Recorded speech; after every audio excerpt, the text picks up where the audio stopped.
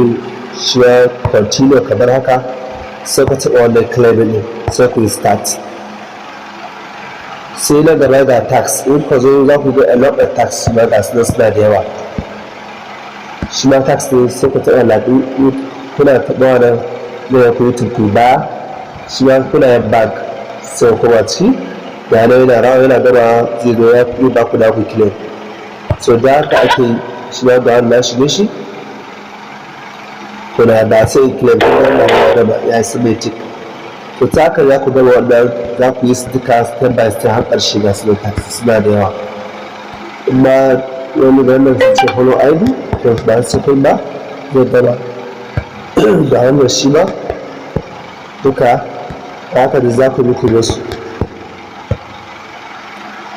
So wannan sai ya firima zai iya wannan da boosting don sai ku muku claim bayan ya gama sai ku claim.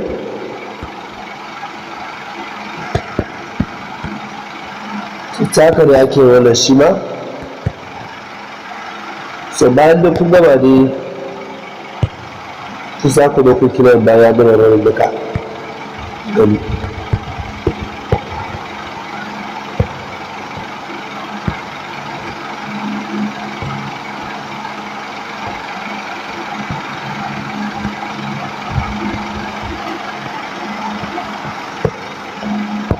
Okay, so shi kenan dai wannan abubuwan da ake yi a ciki. Sai na friend idan kun gayyaci wani, so a nan za ku ga ana tara muku abin da kuka gayyata sai kuma ku ɗauki nan in kun gayyaci wasu kenan da akwai dai sirrin friend da su na gayyata.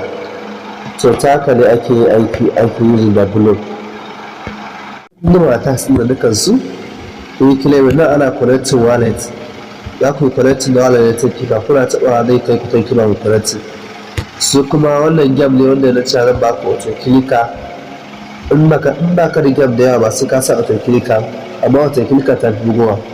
Yadda ake game ɗin shi ne idan ka shiga kasuwar kira da mutum ana taɓa su ga su ɗaya da kwallo. Gaskiya da hannu mutum ba zai dawo bugi wasu ba zai buga da kyau ba. Duk zai nuna za su yi ta wuce na kasa bugawa da kyau inda ya dace. To ta haka ne ake yin game ɗin shi ma na Blum ɗin.